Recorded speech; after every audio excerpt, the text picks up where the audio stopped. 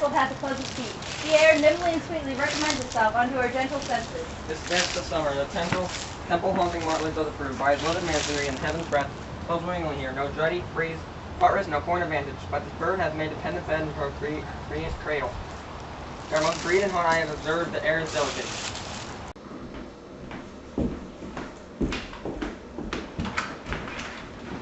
Cece, our honored hostess. The love that follows us sometimes is our trouble, which we still think is love. Herein I teach you how shall bid God ill us for your pains, and thank us for your trouble. All our service, and every point twice done and then done double. We're poor and single business to contend, against those honors deep and broad wherewith your majesty loads our house, for those of old, against the late dignities heaped up to them. We rest your hermits. Where's the Thane of Cawdor? We coursed him at his heels, and had a purpose to be his purveyor. But he rides well with his great love, hope at a spur, hath hope him to his home before us. Fair and noble hostess, we are your guests tonight. Your servants ever have theirs themselves, and what is theirs in compt, to make their audit at your highness's pleasure, still to return your own. Give me your hand. Conduct me to mine host. We love him highly, and shall continue the grace towards him. By your leave, hostess.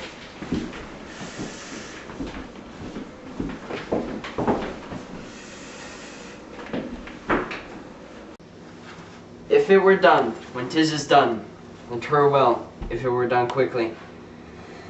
If the assassination could trample up the consequence and catch with his cerise success, but then this blow might be the be-all and end-all here. But upon this bank and shoal of time, we jump to life to come. But in these cases, we still have judgment here. That but we teach bloody instruction, which being taught, return to plague thy inventor. This even-handed justice commends the ingredients of her poison chalice to our own lips. He's in double trust. First, I am his kinsman and his subject, strong both against the deed, then as his host, who should against his murder shut the door and not bear the knife myself.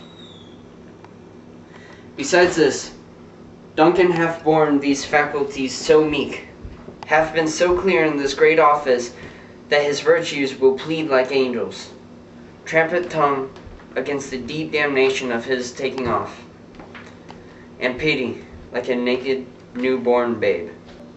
Striding the blast, or heaven's sure-born horse, upon the sightless couriers of air, shall blow this horrid deed in every eye. The tears that shall drown the wind. I have no spur to pick the sides of my intent, but only faulting ambition, which overleaps itself, falls on the other.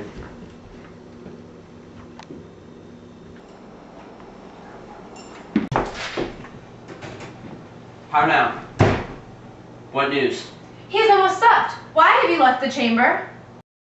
Hath he asked for me? Know you not he has.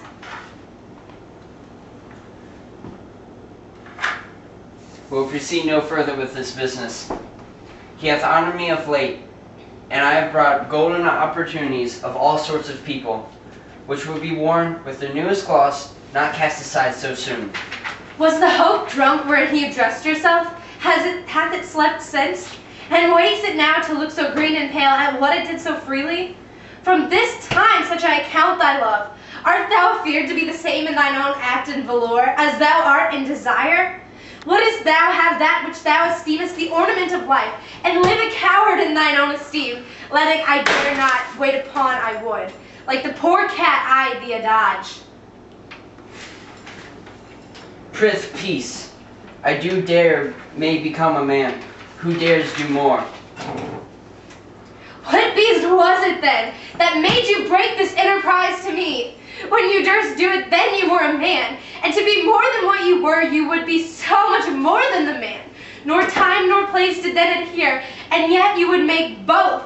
They have made themselves, and that their fitness now does unmake you. I have given suck, and know how tender 'tis to love the babe that milked me. I would, while it was smiling in my face, have plucked my nipple from its boneless gums and dashed the brains out, had I so sworn as you have to this. If we should fail? We fail! But screw your courage to the sticking place and will not fail. When Duncan is asleep, whereto the rather shall his day's hard journey? Soundly invite him, his two chamberlains, will I with wine and with sail so convince that memory, the warder of the brain, shall be a few, and the receipt of reason. A linebeck only, when in Swedish sleep their drenched nature lies as in a death, which cannot you and I perform upon the unguarded Duncan, or not put upon his spongy officers, who shall bear the guilt of our great quell. Bring forth men, children only, for thy undaunt metals should compose nothing but males. Will it not be received when we have marked with blood those sleepy two of his own chamber, and used their very daggers that they have done? Who dares receive another, as we shall make our griefs and clamor roar upon his death? I am settled and bend up, each culpable agent to this terrible feat. Away, the mocking time with a fair show.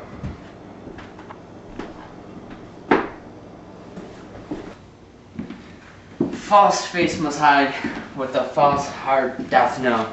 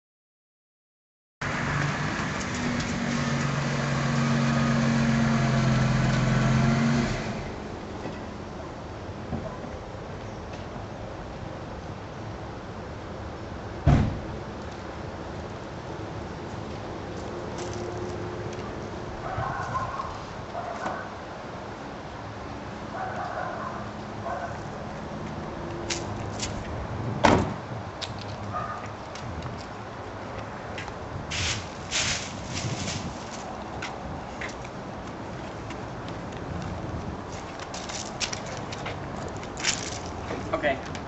Alright. Well, first of all, she... Grace towards him. By your leave, hostess.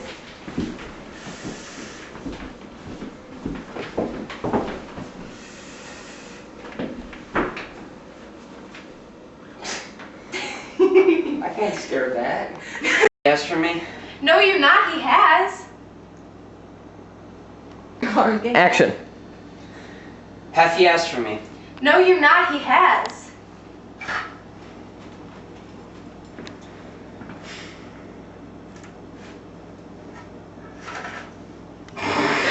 I think I have it out of it. It wouldn't go in. Yeah. Oh, crap. We're done when 'tis is done, then twirl well if we're done quickly. We're done when 'tis is done, then twirl well if we're done quickly. Oh crap, start over.